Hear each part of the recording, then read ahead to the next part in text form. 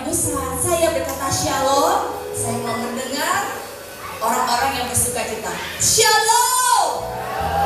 Karena banyak Bapak Ibu yang hari ini siap untuk memuji Tuhan. Saya mau lihat lambaian tangan Bapak Ibu. Haleluya. Segala kemuliaan hanya bagi Dia, karena Dia yang layak disembah. Amin. Saya mau mengundang Bapak Ibu untuk bangkit berdiri. Kita mau siapkan hati kita. Kita mau siapkan roh kita menyembah Yesus. Kami rindu Tuhan. Kami rindu Kau hadir Yesus. Ini jemaat-Mu Tuhan, kami datang dengan ucapan syukur kami. Kami datang dengan hati kami yang bersuka cita. Yesus, Engkau Allah yang layak terima segala pujian. Engkau Allah yang indah. Engkau Allah yang mulia. Kami merindu menyembah-Mu Tuhan. Ini jemaat-Mu datang Tuhan.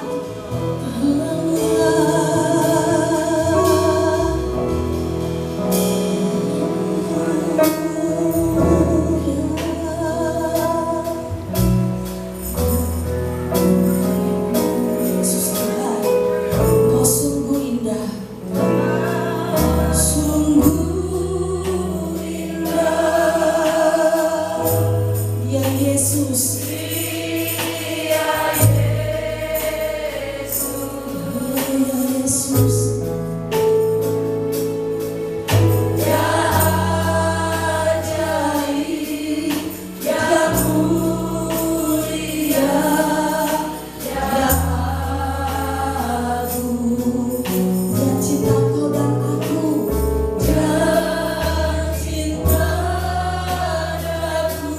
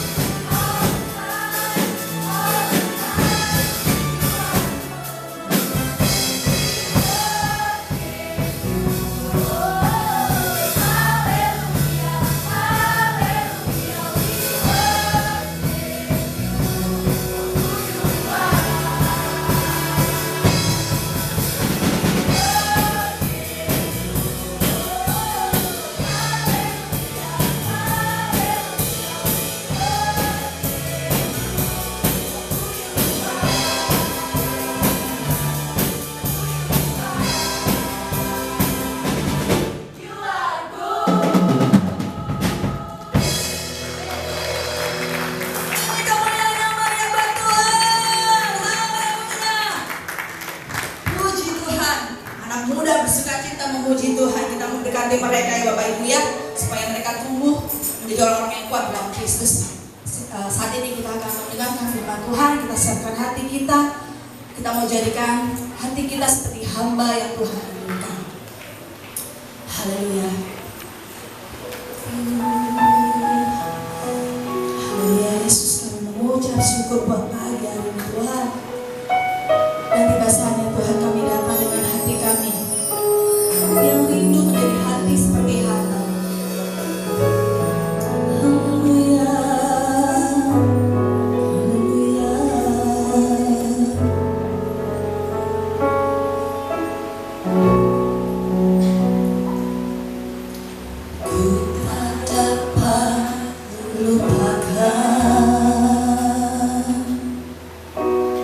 Kebaikan yang ku terima,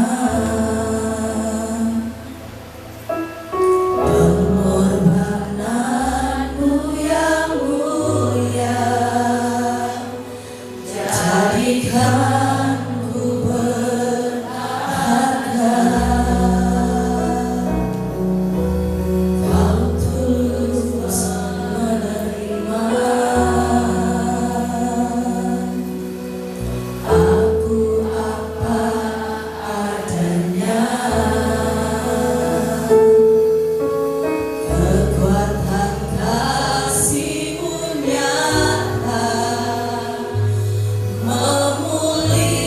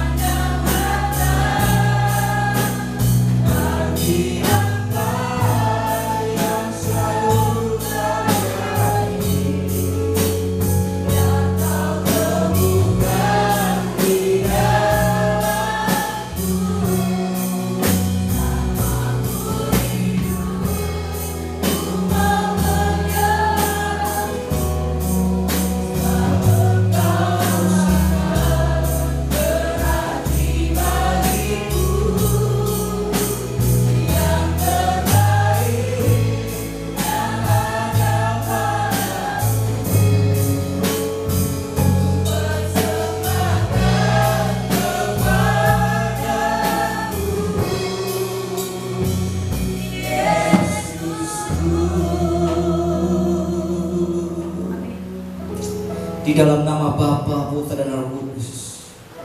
Tuhan, kami siap untuk menerima kebenaran firman-Mu saat pagi hari ini. Allah Roh Kudus, Engkau yang melembutkan setiap hati kami ya Tuhan, sehingga kami pagi ini boleh mendapatkan sesuatu yang daripada Tuhan, yaitu kebenaran, yaitu rema yang mengubahkan setiap hidup kami, sehingga hidup kami Tuhan tidak lagi sama dengan dunia, tetapi hidup kami ya Tuhan seperti yang Tuhan kehendaki. Hidup yang menjadi berkat, hidup yang memuliakan Tuhan. Terima kasih Tuhan Yesus. Kami mengucap syukur untuk saat pagi hari ini. Dan biarlah hati kami tenang, hati kami teduh, hati kami sukacita untuk menerima kebenaran firman Tuhan. Di dalam nama Tuhan kami Yesus Kristus, kami berdoa mengucap syukur. Kami terima berkat Tuhan. Haleluya, haleluya, amin. Shalom Bapak Ibu. Silakan duduk. Mengucap syukur untuk saat pagi hari ini. Terima kasih untuk tim pemuji dan pemusik yang sudah membawa kita dalam pujian dan penyembahan dalam hadirat Tuhan. Dan sesuatu yang berbahagia pada pagi hari ini, kita boleh belajar firman Tuhan bersama-sama. Kita buka firman Tuhan di dalam Injil Lukas pasal yang ke-10.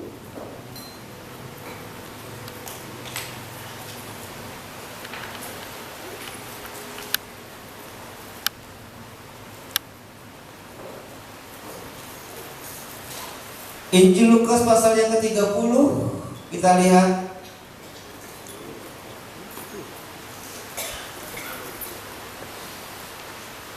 kita baca dari ayat yang ke-30 tentang perumpamaan orang Samaria yang baik hati. Buka Alkitab saudara, buka aplikasi Alkitab saudara, kita akan baca bersama-sama dari ayat yang ke-30 sampai ayat yang ke-37. Demikianlah bunyi firman Tuhan. Mari kita baca bersama-sama mulai dari ayat yang ke-32. Jawab Yesus, adalah seorang yang turun dari Yerusalem ke Yeriko. Ia jatuh ke tangan penyamun-penyamun yang bukan saja,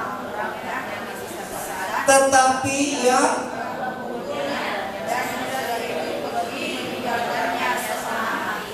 kebetulan ada seorang imam turun. Ia melihat orang itu, tetapi ia melewatinya dari. Demikian juga seorang Lewi datang.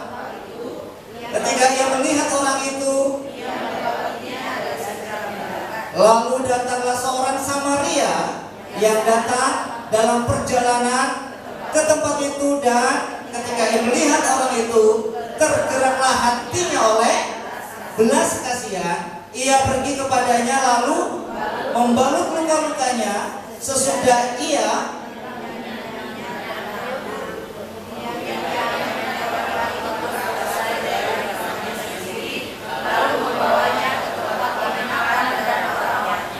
keesokan harinya ia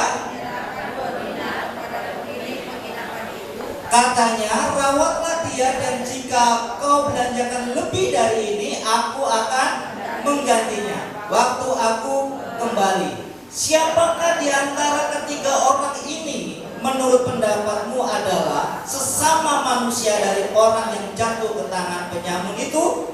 Jawab orang itu, orang yang telah menunjukkan belas kasihan kepadanya. Kata Yesus kepadanya, pergilah dan perbuatlah demikian. Amin.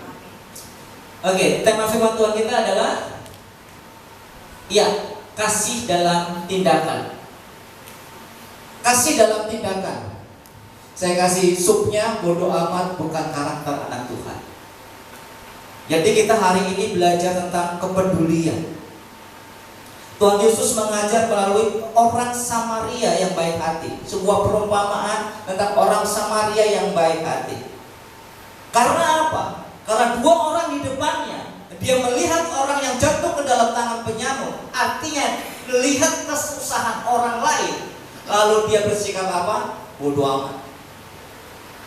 Tetapi ada orang Samaria yang bukan Lewi, yang bukan imam, yang bukan Yahudi, yang tidak memegang Taurat, hukum firman, tetapi justru yang menunjukkan belas kasihan.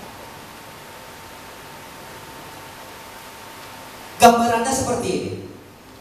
Saya lihat dari sini. Oke. Gambaran seperti ini. Ada korban perampokan, lalu ada imam, ada Lewi, ada orang Samaria. Imam, kita lihat latar belakangnya. Imam adalah pembesar, pemimpin umat, rohaniawan, tahu firman, tahu kebenaran. Artinya harusnya yang menolong orang itu adalah imam. Perumpamannya, harusnya yang menolong orang yang jatuh ke dalam tangan penyamun itu adalah imam. Harusnya orang yang tahu kebenaran, harusnya orang yang ngerti firman. Tapi ternyata dia melaluinya begitu saja. Bodoh amat. Yang kedua adalah Lewi. Lewi itu siapa? Pelayan di rumah Tuhan. Kalau ini siapa? Pemimpin di rumah Tuhan. Imam adalah pemimpin di rumah Tuhan. Yang kedua adalah Lewi, pelayan di rumah Tuhan. Tetapi dua-duanya berlaku sama. Sedangkan ada orang Samaria. Sebenarnya orang Samaria ini adalah orang Israel, tetapi mereka dikucilkan oleh orang-orang Yahudi karena mereka kawin campur. Mereka kawin campur sehingga tidak lagi mengetahui adat istiadatnya. Kalau saudara melihat percakapan Yesus dengan perempuan Samaria di sumber Yakub, saudara akan melihat orang Samaria mereka tidak beribadah di Yerusalem. Karena mereka sudah tidak dianggap menjadi bagian daripada orang Israel, tapi orang-orang yang dalam tanda petik orang Yahudi mengatakan mereka orang najis, orang yang tidak setia kepada perjanjian dengan Allah karena mereka kawin campur. Ini kenyataannya. Tapi justru orang yang direndahkan, orang yang gak dianggap, orang yang dianggap kelas 2, justru yang menunjukkan belas kasihan. Orang Samaria ini gambarannya seperti ini. Sebenarnya orang Israel, tapi sudah karena kawin campur gak mengerti adat istiadat dan hukum keagamaan, ritual yang harus dilakukannya. Kalau kita gambarnya begini, ada orang Jawa, wong Jawa nih, orang Jawa nih. Orang Jawa tapi sudah gak tahu adat istiadat Jawanya. Contohnya saya sukunya Jawa, tapi saya lahir besar di Sumatera. Jadi saya tuh tidak tahu adat istiadat tata krama Jawa yang sebenarnya. Kalau saya panggil orang, misalnya panggil Pak Mariono, sampean, itu sudah satu tingkat karena saya hormat. Tapi bagi orang Jawa, Jogja, Solo, dan sekitar Jawa Tengah sempat berikutnya, itu kasar, gak cocok. Bukan sampean, tapi panjenengan. Bagi saya orang Sumatera bilang sampean sudah menghormati, tapi bagi orang Jawa yang tinggal di Jawa, sampean itu ngoko, kasar, panjenengan. Udah gak tahu adat istiadatnya. Seperti itu. Nah, kalau Batak mungkin apa? Batak Dale. Saudara tahu Batak Dale? Batak yang sudah Dale. Artinya mereka sudah mungkin lahir besar di Jakarta, atau orang tuanya kawin campur, dan orang tuanya mungkin tidak kekeh konsisten dengan adat, sehingga mereka nggak ngerti juga. Ya banyak juga orang Batak nggak bisa baca Batak. Ya Batak Dale lah dia. Gak tahu adat gitu. Nah, inilah orang Samaria. Tapi justru mereka lah yang menunjukkan belas kasihan dibandingkan dengan imam dan Lewi yang tahu norma, tahu aturan, tahu adat. Nah, di sini kenapa Yesus menjawab pertanyaannya dari ahli Taurat, orang Farisi, siapakah sesama kami? Mereka berpikir sesamanya mereka adalah orang-orang Yahudi. Bukan itu. Bukan itu. Tetapi sesama kita adalah orang yang justru melakukan kebenaran. Orang yang menunjukkan belas kasihan. Bukan soal satu suku. Bukan soal satu marga. Bukan soal satu etnis. Tapi siapa yang menunjukkan belas kasihan, itulah sesama kita. Itulah sesama kita. Slide selanjutnya. Nah, orang-orang yang memiliki sikap bodoh amat, orang-orang yang tidak peduli dengan lingkungan, itu bukan sekedar sifat yang cuek terhadap keadaan sekitar, tetapi orang yang bodoh amat terhadap orang lain, terlebih lagi orang-orang terdekat dengan dirinya, dia sudah mengeraskan hatinya. Hati yang sudah tidak peka, hati yang sudah tidak peduli. Dan Tuhan sekali lagi tidak pernah mengajarkan dan tidak pernah meneladankan hati yang seperti ini. Orang yang tidak peduli, orang yang bersikap bodoh amat. Karena ini sudah menjadi penyakit. Jadi kalau orang bodoh amat, sakit jiwanya. Kalau orang cuek, orang tidak peduli, sebenarnya ada sesuatu yang terganggu dalam jiwanya. Dia sedang sakit. Dan pada kenyataannya hari ini, generasi terus bergenerasi, orang tambah hidup individualisme. Orang tidak lagi hidup membaur dan saling peduli. Orang lebih nyaman dengan hidup sendiri-sendiri. Individualisme sekarang begitu luar biasa. Manusia hidup semakin hari semakin individualisme, bahkan antisosial. Saudara lihat, generasi yang sekarang lahir, yang sekarang umur 25-26, artinya mereka yang lahir tahun 2000-an, dibandingkan dengan kita yang mungkin lahir di tahun 70 atau 80, beda sekali, saudara. Beda sekali. Sangat jauh berbeda.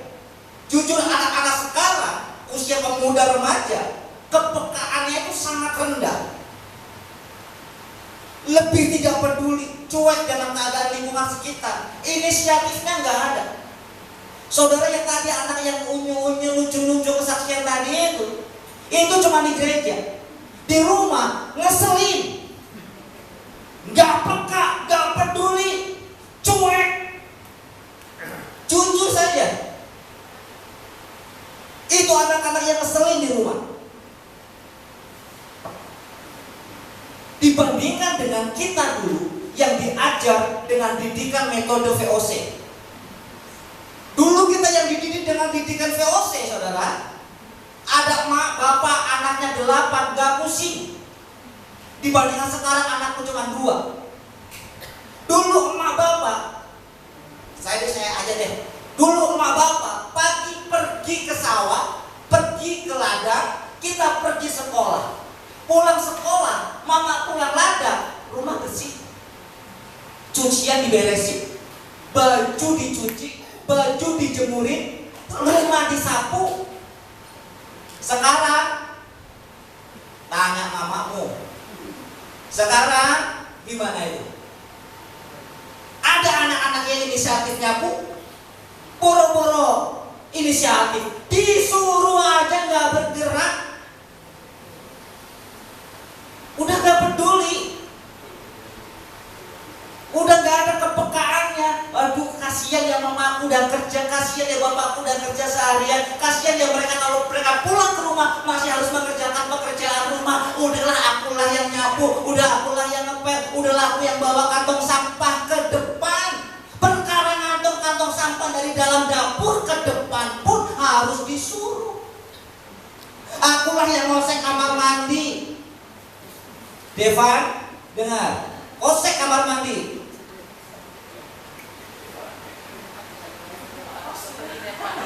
Udah ngekos, jangan suruh ibu kos yang ngosek kamar mandi, Devan.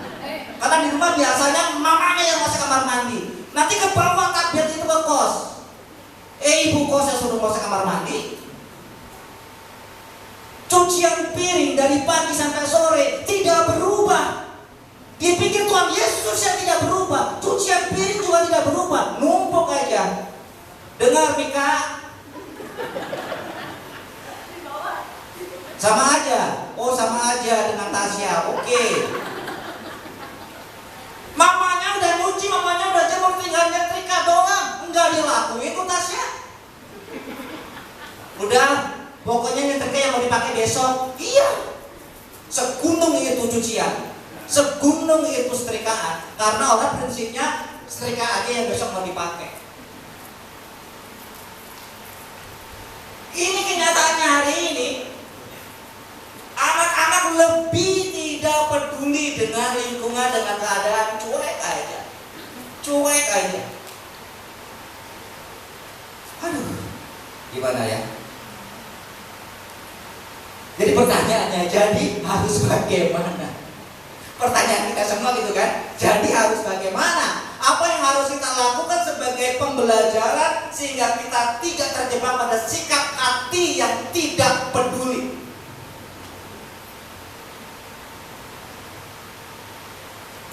Saya akan memulai dengan orang tua. Kita Bapak Ibu sebagai orang tua harus kembali kepada firman dan mengajak anak-anak kita juga kembali kepada firman.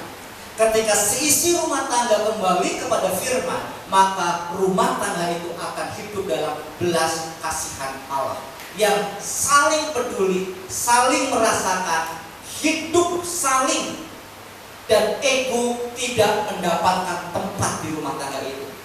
Ketika kita memiliki hidup yang saling, itu kuncinya. Kita kembali dulu, orang tua kembali kepada firman. Kita orang tua yang sudah kembali kepada firman, mengajak anak-anak kita kembali kepada firman. Karena apa yang Tuhan ajarkan, maka tergeraklah hati Yesus dengan belas kasihan. Arti Yesus memiliki kepedulian. Maka tergeraklah orang Samaria itu hatinya oleh belas kasihan. Itu yang Tuhan mau ajarkan.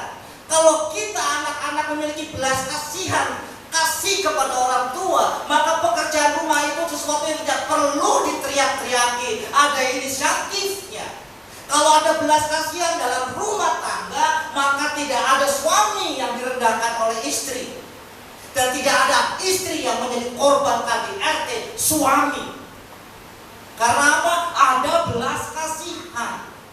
Jika tidak ada belas kasihan, yang ada cuma kasihan. Kasihan ya? Kasihan. Kasihan itu semacam nyinyir. Kasihan.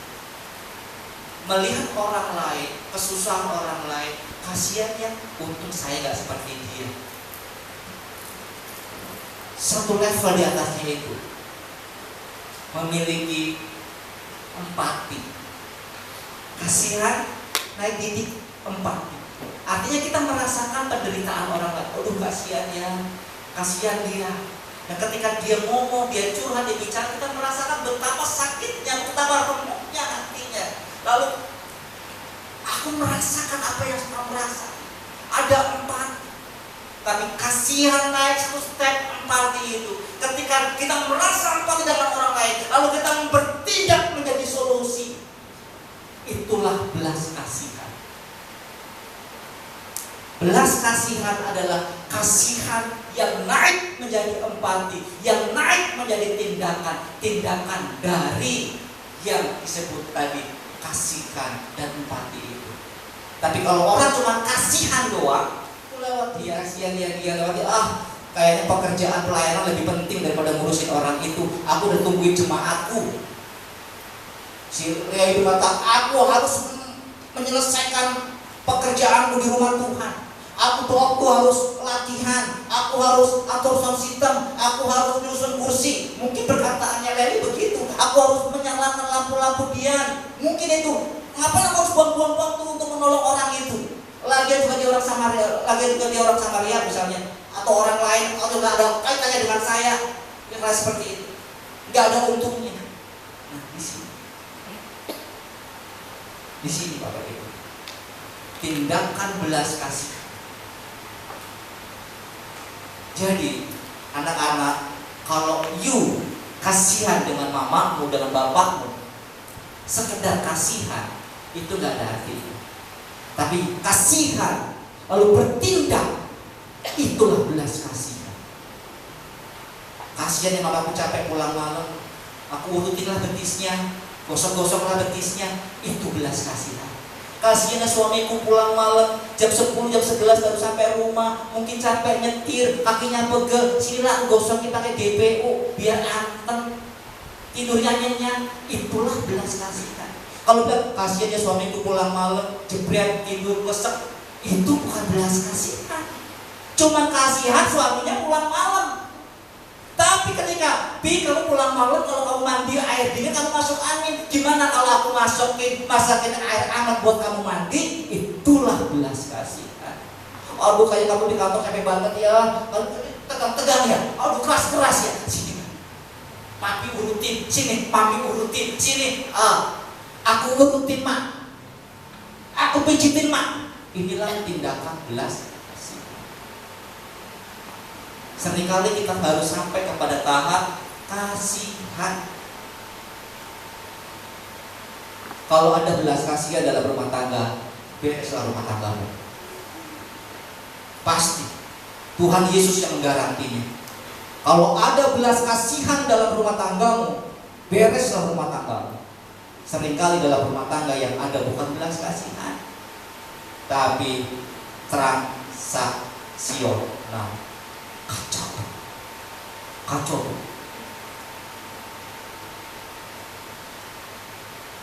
Aku dapat apa ketika aku melakukan ini? Itu susah. Itu bukan keluarga, rumah tangga, pernikahan yang Tuhan rancangkan. Rumah tangga yang Tuhan rancangkan adalah ada belas kasihan dalam rumah tangga itu. Jangan bergeser belas kasihan dalam rumah tangga menjadi transaksional.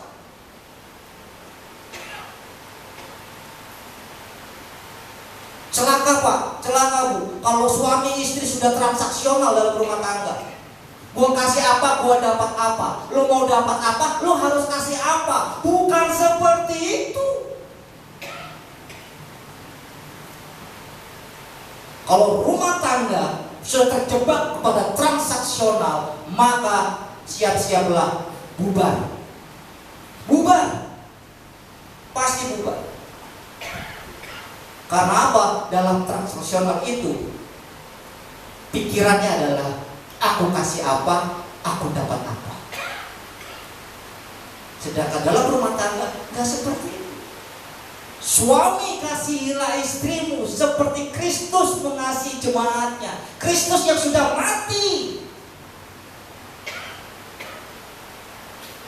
Bukan transaksional, bukan karena istrimu baik, istrimu molek, istrimu cantik, istrimu rambutnya lurus, engkau mengasihinya. Bukan itu. Artinya ketika nanti sudah gak cantik, gak molek, rambutnya jadi keriting, kasihnya berubah.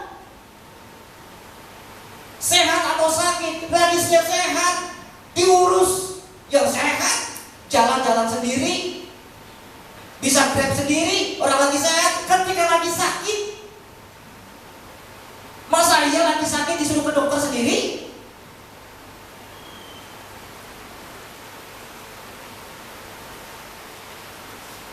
Jangan terjebak pada transaksional dalam rumah tangga. Ya mudah-mudahan ketika kalian pacaran, kalian dapat mengidentifikasi ini cowok, ini cewek transaksional apa enggak. Ketahuan. Kalau dia tidak begitu effort untuk mendapatkanmu, begitu dia juga tidak akan begitu effort untuk melepaskanmu. Santai aja. Saudara bisa memilih, saudara bisa memilih. Masalahnya banyak orang bucin. Kalau udah bucin, susah. Makanya ada istilah tai kucing rasa coklat. Itu karena apa? Bucin.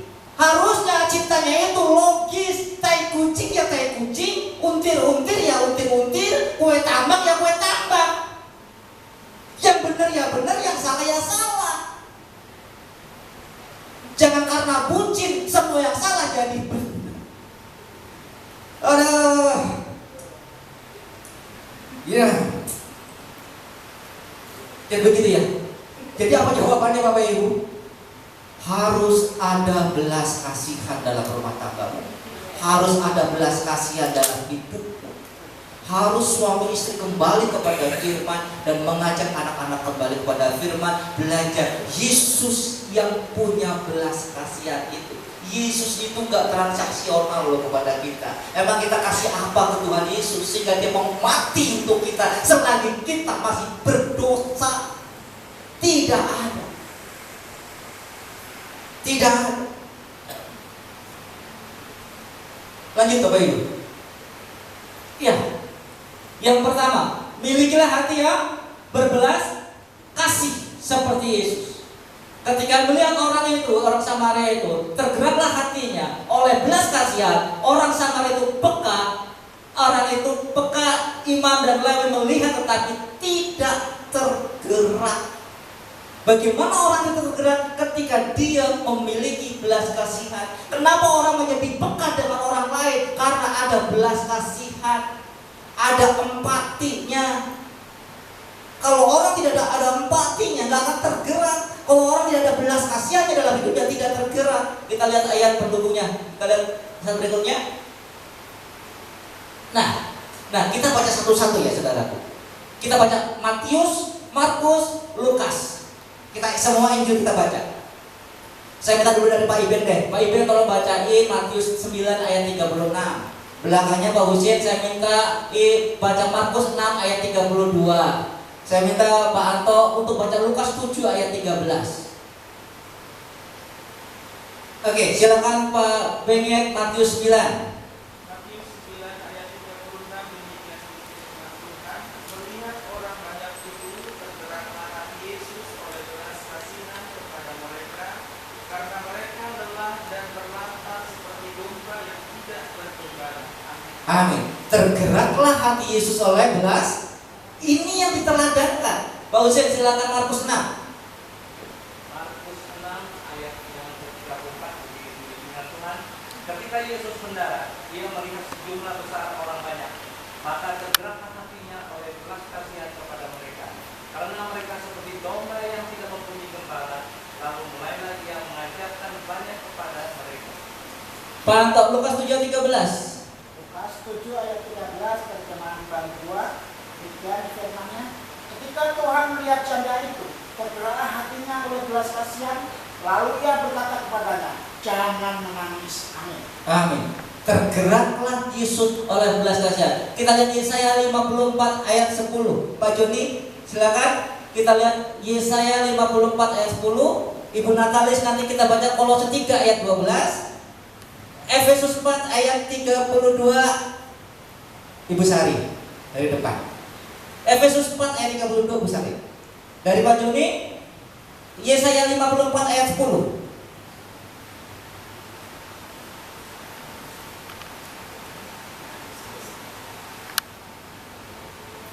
Yesaya 54 ayat yang ke-10. Silakan. Yesaya 54 ayat yang ke-10.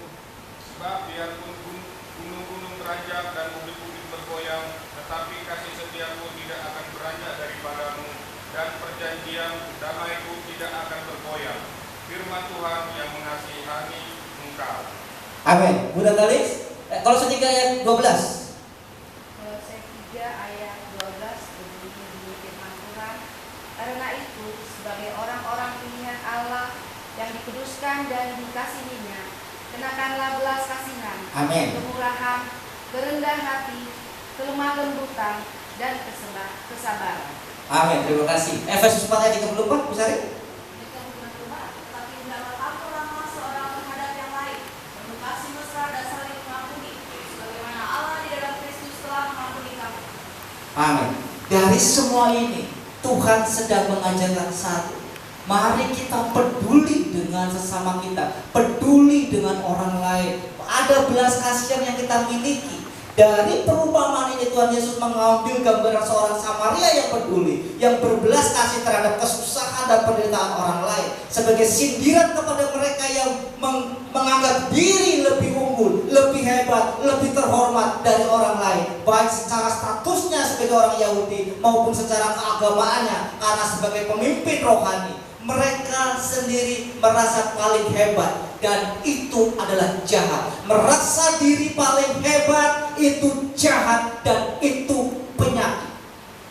Tuhan Yesus justru mengambil gambaran orang Samaria yang dipandang rendah, orang yang dipandang tidak tahu adat, orang yang tidak tahu beragama dengan benar, justru yang mempraktekkan belas kasih, kepedulian dibandingkan orang Lewi dan imam yang dipandang hebat karena pilihan dan rohaniawan itu. Maksudnya apa? Hidup dalam ketaatan keagamaan dan kerohanian jangan hanya sebatas seremoni liturgi, tetapi harus menjadi praktek hidup setiap hari, di mana kasih itu dinyatakan, bukan sekedar diucapkan. Dan Tuhan Yesus sudah lebih dahulu meneladankan bagi kita. Mari kita lihat apa yang sudah kita perbuat selama ini. Apakah kasih kita, cinta kasih kita harus sebatas ucapan kasihan, atau kita sudah naik satu tingkat di mana kasih kita dalam bentuk tindakan sebagai representatif dari kasih Allah. Kasih Allah yang ada dalam kita, lalu kita salurkan kepada orang lain sebagai tindakan kasih. Itulah belas kasihan. Itulah belas kasihan. Bapak Ibu sudah kasih Tuhan. Belas kasihan itu membuat kita memiliki kepedulian.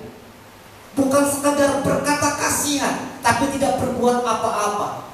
Tetapi belas kasihan memaksa seseorang untuk bisa bertindak sebagai jawaban bagi orang yang sedang membutuhkan. Tetapi orang yang tidak punya belas kasihan akan berkata, bodoh amat, itu bukan urusan gua. Bodoh amat, gak ada keuntungannya buat gua.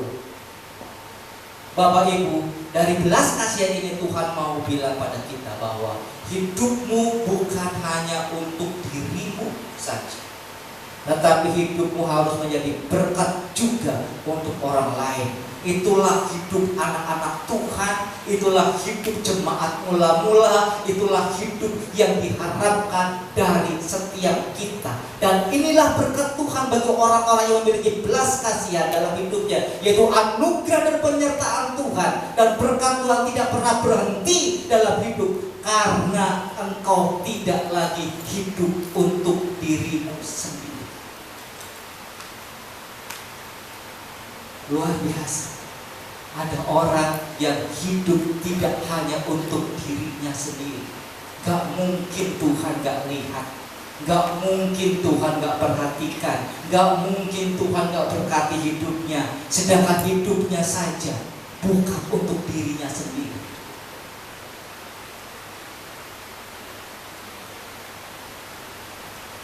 Selanjutnya,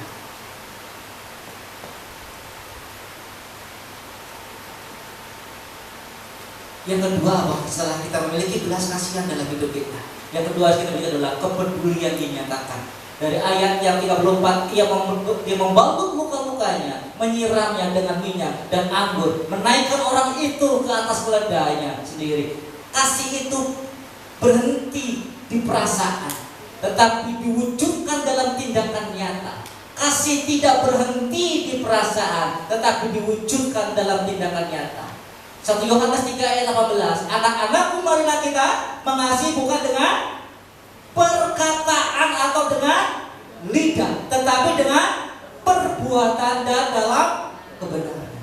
Kasih tidak boleh berhenti hanya dalam ucapan, tetapi kasih harus melangkah lebih jauh kepada tindakan. Itulah belas kasihan. Bapak Ibu, jika sungguh-sungguh beribadah kepada Tuhan, saya tekankan, jika Bapak Ibu sungguh-sungguh beribadah kepada Tuhan, dalam arti ibadah yang sebenarnya, pasti kita mengalami perubahan, dan perubahan dari cara hidup yang lama kepada cara hidup yang baru. Jika engkau beribadah dan mengalami Tuhan dalam ibadahmu, pasti engkau tidak menjadi sama pribadimu. Kamu yang dulu egois, setelah beribadah mengalami Tuhan, berubah tidak lagi egois.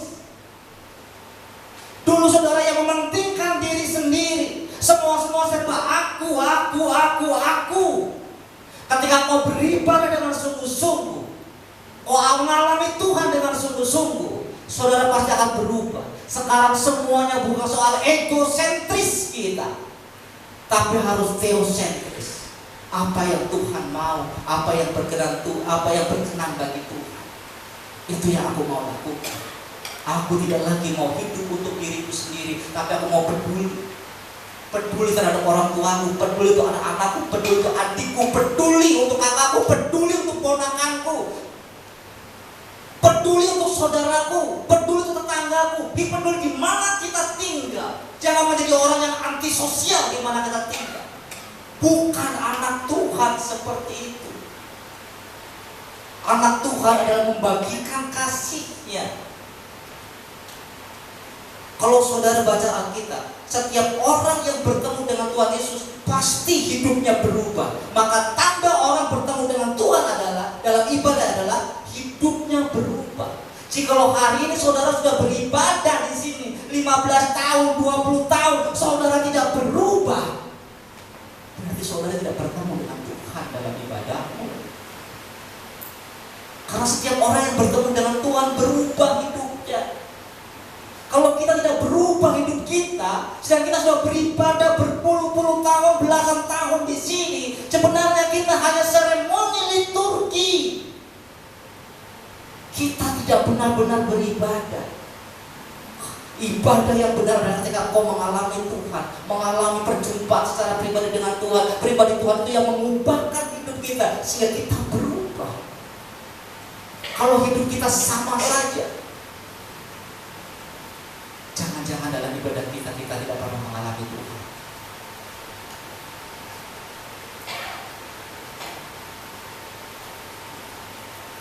Jadi kita koreksi masing-masing. Yang kita lakukan tiap hari Minggu ini hanya seremoni kan? Atau kita sungguh-sungguh, aku haus, aku lapar, aku butuh Tuhan. Ketika orang mengalami Tuhan, orang bertemu dengan Tuhan, pasti hidupnya berubah. Karena banyak Pak, Ibu. Tepuk tangan oke, nyanyi oke, penyembahan oke, semua dilakukan. Tapi dalam realita hidup sehari-hari, mulutnya biasa katakan haleluya, hosana, bisa berubah. Sialan, bajingan, kurang ajar, anak setan.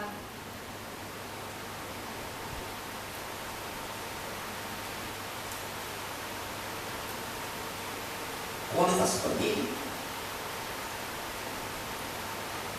Apakah kita mengalami Tuhan dalam ibadah kita?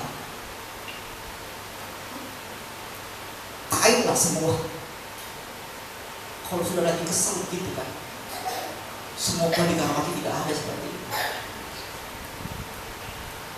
Saudara berpikir tidak itu melukai orang lawan bicara lo? Yang kau serang bukan lagi kesalahannya, tapi pribadinya. Saudara ada yang salah, boleh marah. Marah kepada kesalahannya, supaya diperbaiki kesalahannya. Tapi jangan menyerang pribadi.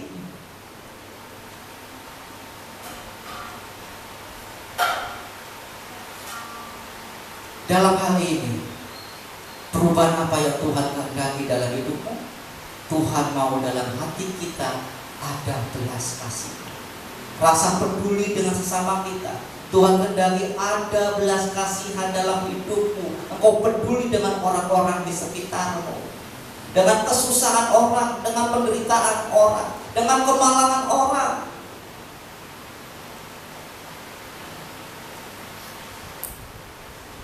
Jika ada belas kasihan, maka akan ada kepedulian dalam hidup kita. Kalau ada belas kasihan, pasti kita akan peduli, pasti ada empati, pasti tidak akan curang, pasti tidak akan bodoh amat, tapi memiliki beban yang sama. Yang terakhir, ya, kasih itu berkorban. Apa yang sudah dikorbankan oleh orang Samaria? Meminyakinya dia, keluar minyaknya dari kantongnya, menaikkan dia di keledainya. Kalau dibawa keledai, artinya apa yang dikorbankan? Dia jalan kaki. Karena keledai yang ditungganginya itu dipakai untuk mengangkut orang yang dirampok itu. Artinya dia dari ke TKP,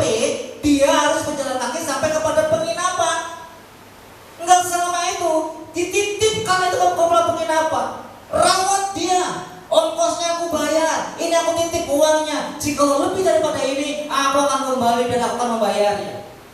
Itu yang dilakukan oleh orang Samaria itu. Tuhan menginginkan kita menjadi jawaban, bukan penonton.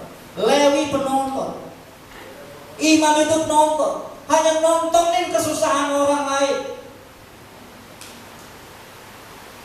Tapi kita tidak menjadi jawaban untuk kesusahan dan penderitaan orang lain. Gereja itu bukan kerumunan, tapi persekutuan. Kalau gereja itu persekutuan, berarti satu dengan lain saling link, terkoneksi karena persekutuan. Terkoneksi. Jadi kalau Pak Olan sakit, saya juga merasakan sakitnya. Itu terkoneksi. Ketika Pak Andre tolong doain saya sakit asam lambung, perih nggak bisa tidur. Ketika saya terbeban oleh hal itu, saya merasakan penderitaannya itu. Maka ketika saya berdoa, sungguh-sungguh seperti dia berdoa. Ada banyak pokok-pokok doa di gereja ini. Kita untuk merasakan empati, penderitaan yang sama, mengerang dengan erangan yang sama kepada Tuhan. Itulah persekutuan, bukan kerumunan. Kerumunan itu di mana? Di pasar. Apa orang yang menyatukan di pasar? Kepentingan transaksional. Aku bayar apa, aku dapat apa. Aku kasih apa, aku dapat apa. Di pasar itu transaksional. Itu yang menyatukan orang-orang. Di pasar itu adalah transaksional. Sedangkan di gereja yang menyatukan kita adalah persekutuan. Dengan sadar diri kita dipanggil untuk bersekutu dengan orang-orang yang dipanggil oleh Allah juga untuk tumbuh, berkembang bersama. Itulah persekutuan. Semalam saya cerita Pak Gembala, saya dibenarkan dalam pertanyaan. Kalau kita persekutuan, ada yang tertinggal. Saya berpikir, saya berhenti, saya tarik dia supaya sama-sama jalannya. Enggak Pak Andre. Pak Andre gak berhenti dan tarik dia. Pak Andre harus turun dan dorong dia. Pengertian baru bagi saya. Selama ini saya berpikir bahwa kita bersekutu, kita berjalan sama-sama. Kalau ada yang tertinggal, maka kita harus berhenti sebagai bentuk empati kita. Kita tarik tolong dia untuk sama dengan kita di garis yang sama. Enggak begitu caranya. Kita yang dorong. Kita dorong orang yang terlambat itu. Kita dorong orang yang lemah itu. Kita dorong dia supaya dia bisa berjalan bersama-sama dengan kita. Itulah persekutuan, menanggung beban yang sama. Kalau di gereja masih kerumunan, maka di gereja motivasinya transaksional. Aku kasih apa ke gereja dan aku dapat apa ke gereja. Kalau orang di gereja udah transaksional, rusak. Ada orang merasa kasih lebih ke gereja dan dia berharap mendapatkan lebih juga dari gereja. Itu bukan persekutuan. Itu bukan pengertian sama-sama. Jangan transaksional di gereja ya. Mentang-mentang bayar perpuluhan, mentang-mentang bayar ucapan syukur, mentang-mentang sudah berkorban alat musik, sudah berkorban karpet, kursi, lalu saudara mentang-mentang di gereja ini. Kita sama-sama.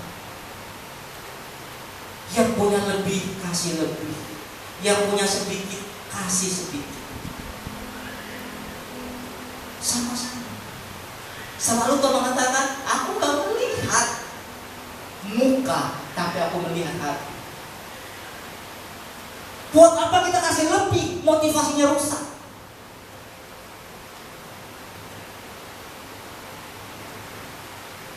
Di gereja jangan transaksional. Kalau mau transaksional, pasar. Karena itu tempatnya. Di gereja, persekutuan. Persekutuan. Kenapa saya mengatakan harus bayar korban? Saya cerita ini bukan saya akan sedikit menyinggung tentang doa syafaat. Bukan saya karena ketua koordinator doa syafaat, bukan. Kalau saudara ada otak yang seperti itu, refleksi diri dulu. Pikir dulu sebelum saudara ada perkataan itu keluar dari pikiran. Saya berpikir begini. Saya mengapresiasi apa yang dilakukan oleh pendoa syafaat. Karena saya ada di situ. Tentu saya tahu real seperti apa. Dan saya bisa bercerita. Jujur Bapak Ibu. Saudara, untuk pergumulanmu, untuk persoalanmu, untuk berdoa untuk diri sendiri yang cuma 10-15 menit pun kadang males. Ayo jujur. Berdoa untuk dirimu sendiri. Pergumulanmu, persoalanmu, anak-anakmu, ekonomi, pekerjaanmu, untuk dirimu sendiri. Berdoa 10-15 menit pun kadang males. 10-15 menit itu lebih baik pakai scroll sosmed dibandingkan untuk doa. Dan endingnya ngorok. Itu yang terjadi. Untuk beban diri sendiri aja orang malas untuk berdoa.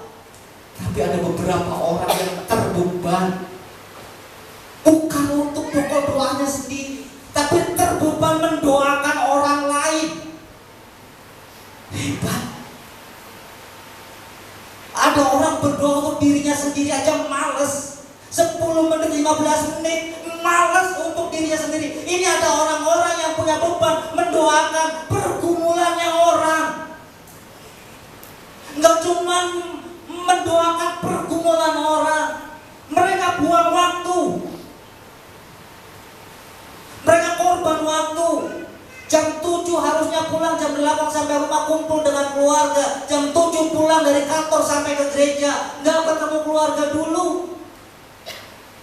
Harusnya udah ungkang-ungkang kaki, harusnya udah di sofa, kaki di atas, supaya enteng itu. Apa yang namanya ini? Apa yang hijau-hijau itu? Dah, enakan kalau di sofa kakinya di atas. Aduh, ini ada orang masih berlutut di sini, bukan untuk doanya sendiri, tapi doa pergumulannya orang. Mereka korban bensin. Yang naik Gojek korban Gojek. Bukan untuk dirinya, tapi pergumulan orang-orang yang dia rindu berdoa untuk itu.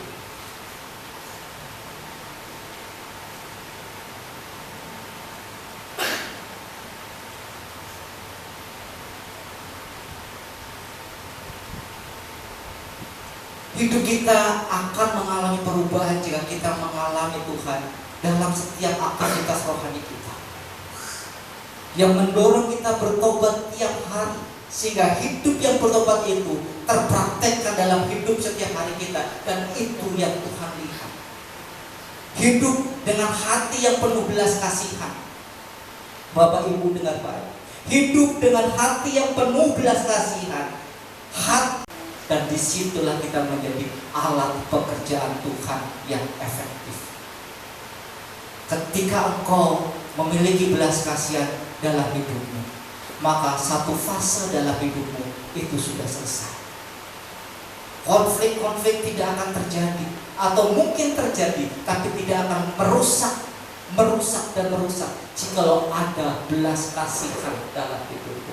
Dan Tuhan yang mau itu ada dalam hati kita melalui perempuan orang Samaria.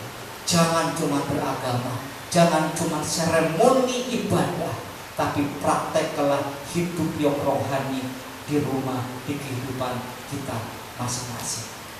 Jadilah orang yang memiliki belas kasihan. Itu yang Tuhan mau. Amin.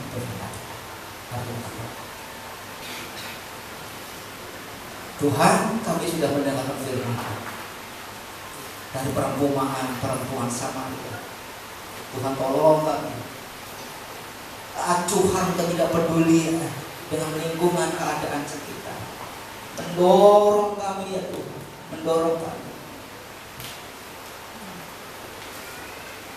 untuk ada belas kasihan dalam hidup kami, untuk kami terbeban dengan lingkungan kami. kami sebagai anak, untuk rumah tangga keluarga kami sebagai orang tua. Demikian ya Tuhan. Tuhan, ini anak-anak-Mu hari ini menundukkan kepala kami. Ampuni jikalau kami selama ini egosentris, hanya mementingkan apa diri kami sendiri dan apa keuntungan bagi kami sendiri. Tapi kami mau belajar sebagai gereja yang adalah persekutuan, di mana kami terhimpun orang-orang anak-anak Tuhan yang mau bertumbuh bersama dalam pendewasaan yang Tuhan inginkan. Terima kasih Bapa, bila kami menjadi alat pekerjaan-Mu, bila kami menjadi saksi pekerjaan-Mu ya Tuhan, sehingga nama Tuhan dimuliakan atas hidup kami. Dalam nama Tuhan Yesus Kristus, kami mengucap syukur, kami berdoa, Roh Kudus sertai kami. Haleluya. Amin. Terima kasih buat Bapak Andre atas firman-Nya. Mari kita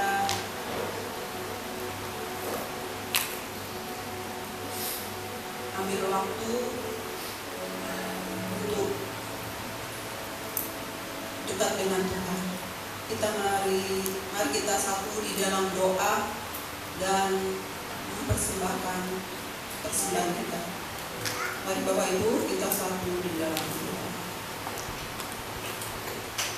Terima kasih ya Tuhan atas firman-Mu hari ini yang telah kami dengar.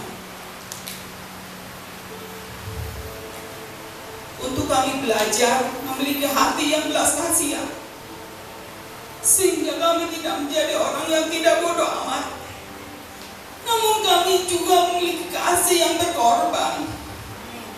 Terima kasih Tuhan Yesus. Dan saat ini Tuhan, mampukan kami semua ya Tuhan, untuk tidak hanya mendengar, tetapi menjadi pelaku firman-Mu yang setia. Amin. Terima kasih Tuhan. Kami juga berdoa buat Bapak Andre yang telah menyampaikan firman. Kiranya Tuhan berkati dengan kesehatan dan kekuatan yang baru. Berkati juga Ibu Desi dalam pekerjaannya ya Tuhan. Dan sebagai pendamping yang selalu mendukung pelayanan Bapak Andre. Terima kasih Tuhan. Kami juga berdoa ya Tuhan buat Bapak Gembala kami. Berkati Gembala sidang kami Bapak Bosi Ramalembong ya Tuhan, beserta seluruh keluarganya, Ibu Ken dan anak Helen. Berikan kesehatan, hikmat, kekuatan dan perlindungan-Mu ya Tuhan. Kiranya kasih dan penyertaan-Mu senantiasa memelihara kehidupan rumah tangga dan pelayanan mereka. Terima kasih Tuhan. Kami juga berdoa untuk seluruh pelayan Tuhan di GBI Karawaci Baru ini ya Tuhan, agar senantiasa memiliki kesehatian dalam melayani, hati yang rendah hati, ketulusan, serta motivasi yang benar yang hanya berfokus untuk memuliakan nama-Mu ya. Terima kasih Tuhan. Berkati juga ya Tuhan setiap atasan kami di mana kami bekerja, tempat kami bekerja. Berikan mereka hikmat dan kebijaksanaan dalam memimpin ya Tuhan. Kami juga menyerahkan tempat kami bekerja dan berusaha agar menjadi saluran berkat buat membawa dampak positif dan terus berkembang di dalam perlindungan Tuhan. Dan saat ini kami juga berdoa Tuhan bagi saudara-saudara kami yang saat ini sedang mencari pekerjaan atau tempat kerja yang baru. Bukakanlah pintu-pintu kesempatan ya Tuhan. Berikan ketabahan, jalan keluar, dan pekerjaannya sesuai dengan kehendak serta rancangan-Mu. Terima kasih Tuhan. Kami juga membawa saudara-saudara kami yang sedang terbaring sakit atau dalam pemulihan, khususnya mertuanya Kakak Yulis ya Tuhan. yang saat ini sedang sakit. Jamahlah Tuhan dengan tangan-Mu yang penuh kuasa. Berikan kesembuhan yang sempurna serta kekuatan yang baru bagi keluarga yang mendampinginya juga ya Tuhan.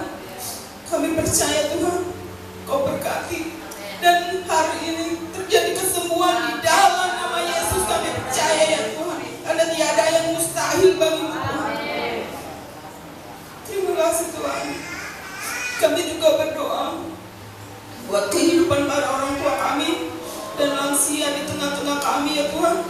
Berikan mereka kesehatan, kekuatan, serta kedamaian di hati dalam menjalani setiap hari ya Tuhan.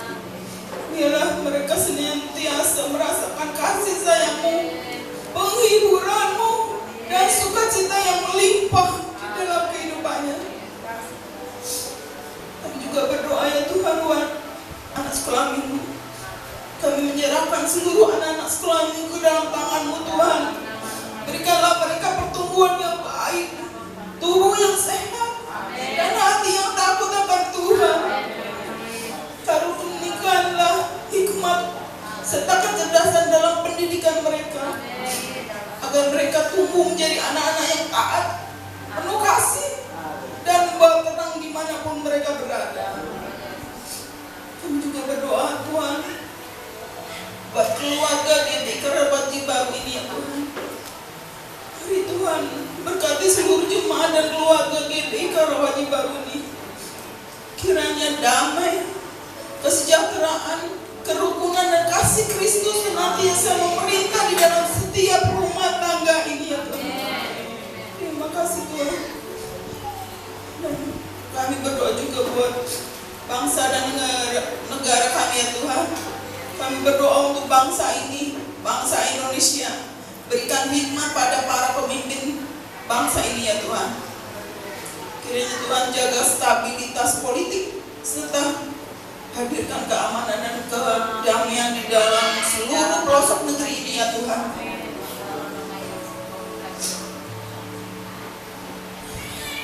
Dan terakhir kami mau berdoa buat persembahan kami ya Tuhan. Kami bersyukur atas segala berkat dan pemeliharaan-Mu Tuhan.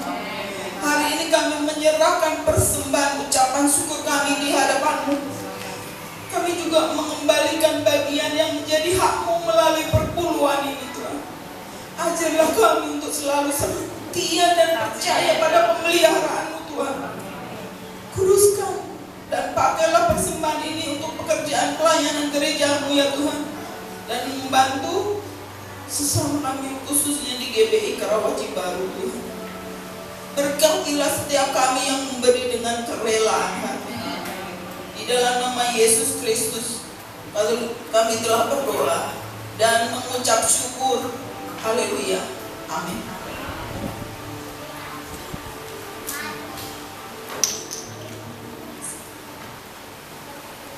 Terima kasih Brina untuk doanya. Bapak Ibu persiapkan persembahan Bapak Ibu datang ke depan untuk memberikan. Kita mengakas kepujian Sungai Sukacita.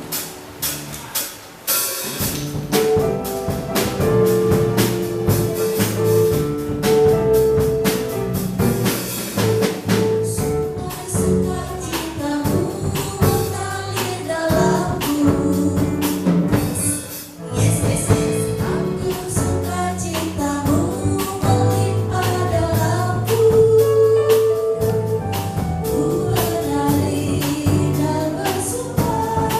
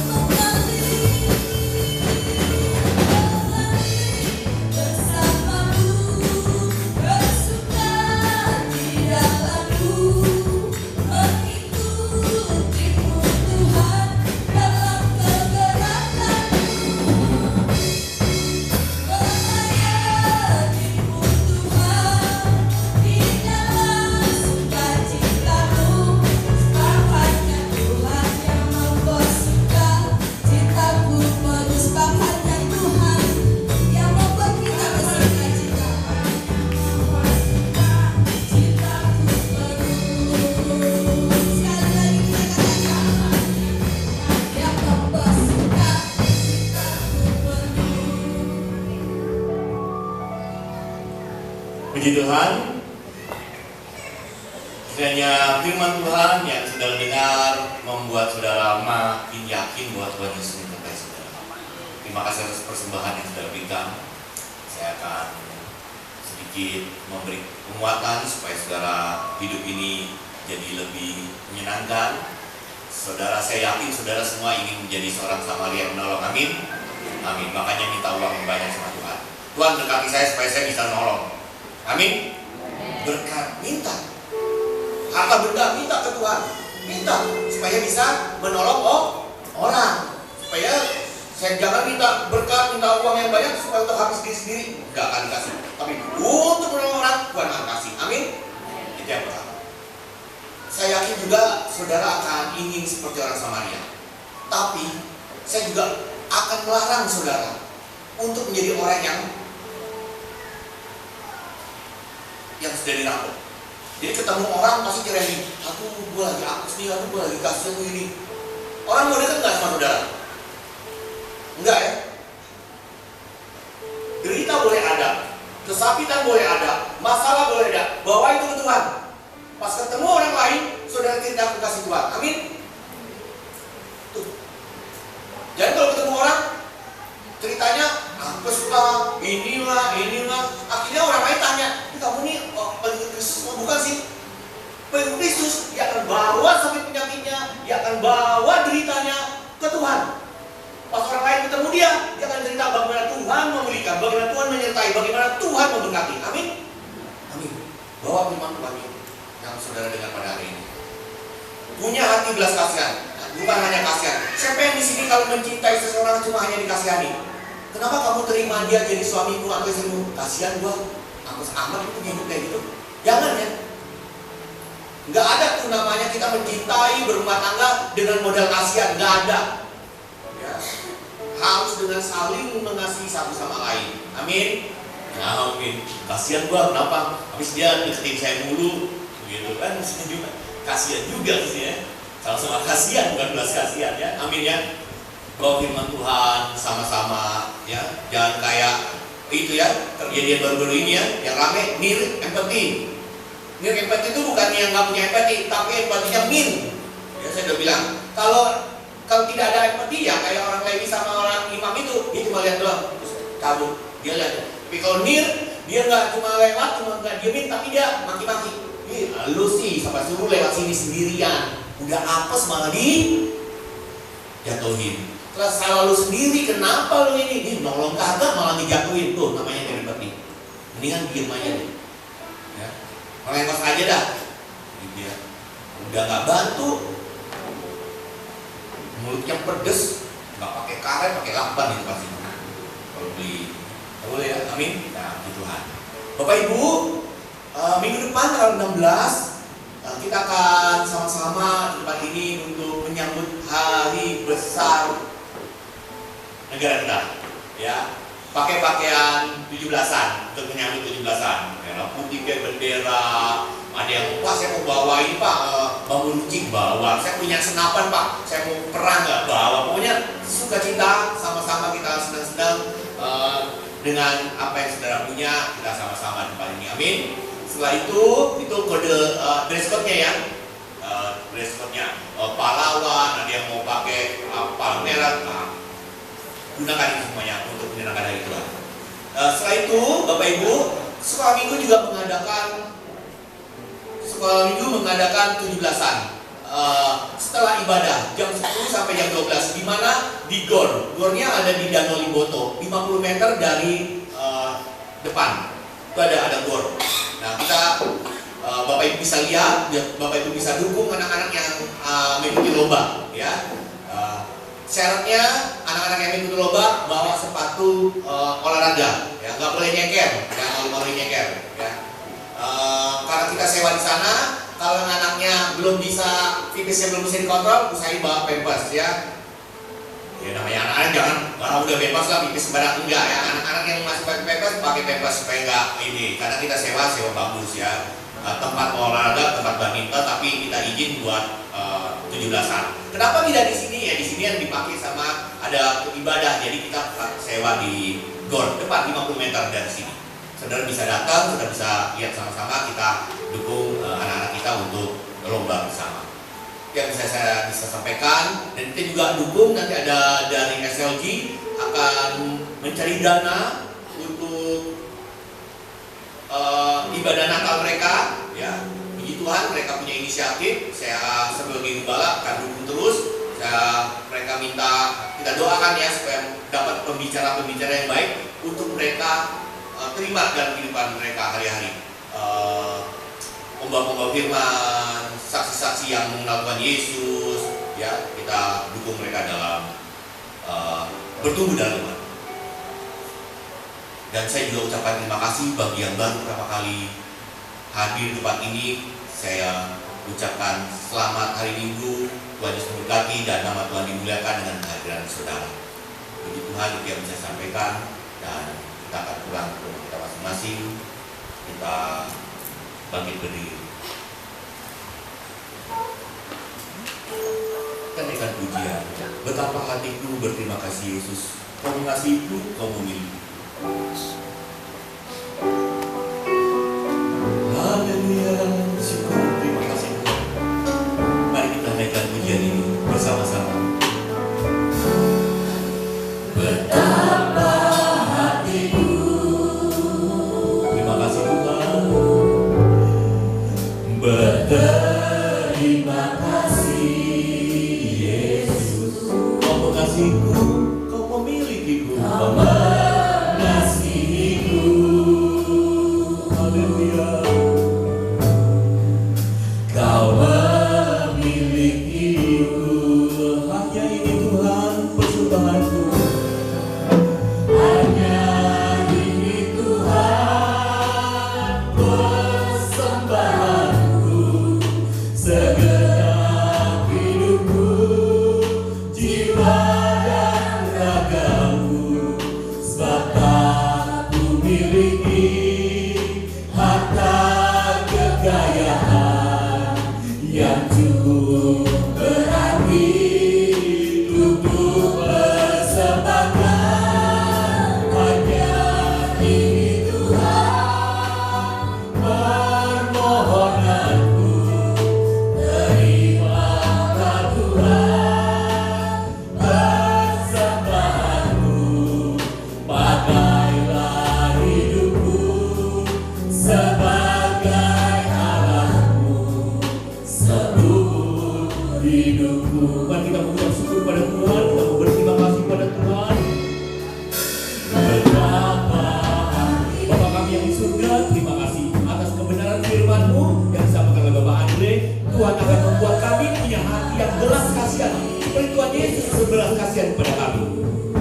Terima kasih atas puji-pujian dan pemain musik, penari tamborin, pendoa syafaat, penerima tamu, operator LCD, kameramen, soundman, dan Tuhan Yesus begitu juga yang akan membagikan konsumsi. Tuhan berkati. Kami hanya memberikan yang terbaik yang ada pada kami. Terimalah Tuhan Yesus tubuh jiwa kami. Karena kami yakin percaya bisa kami keluar dari gereja ini, berkat Tuhan berlimpah, sehingga kami akan menaikkan pujian, penyembahan, pengantungan hanya untukmu. Haleluya, syukur, syukur berarti tubuh bersama. Tuhan, inilah permohonan kami. Terimalah permohonan kami. Inilah persembahan. Haleluya. Terimalah Tuhan persembahanku. Sebab hidupku sebagai Allahmu seumur hidupku. Pakai kami Tuhan Yesus seumur hidup kami menjadi alat penyebaran Injil di muka bumi. Mari kita memohon berkat kepada Sang Pencipta langit dan bumi, yaitu Tuhan kita Yesus Kristus. Diberkatilah kita yang mencari Allah dan dianiaya oleh sebab melakukan firman Tuhan, karena kitalah yang akan mempunyai kerajaan surga. Diberkatilah kita yang hancur dan remuk hati, karena kita akan dihibur. Diberkatilah kita yang lemah lembut, karena kita akan memiliki bumi. Diberkatilah kita yang lapar dan haus akan kebenaran, karena kita akan dikenyangkannya. Diberkatilah kita yang murah hati karena kita akan beroleh belas kasihan. Diberkatilah kita yang suci hatinya karena kita akan melihat Allah. Diberkatilah kita yang membawa damai karena kita akan disebut anak-anak Allah. Diberkatilah kita yang meminta apapun juga dengan doa dengan iman dan kita akan memperolehnya. Diberkatilah kita dengan beriman kepada Tuhan Yesus Kristus supaya kita mempunyai hidup dan mempunyainya dalam segala kelimpahan. Diberkatilah kita yang dengan damai sejahtera yang berasal dari Tuhan Yesus Kristus. Saudara-saudara yang percaya menerima berkat, mari kita sama-sama serukan amin. Haleluya.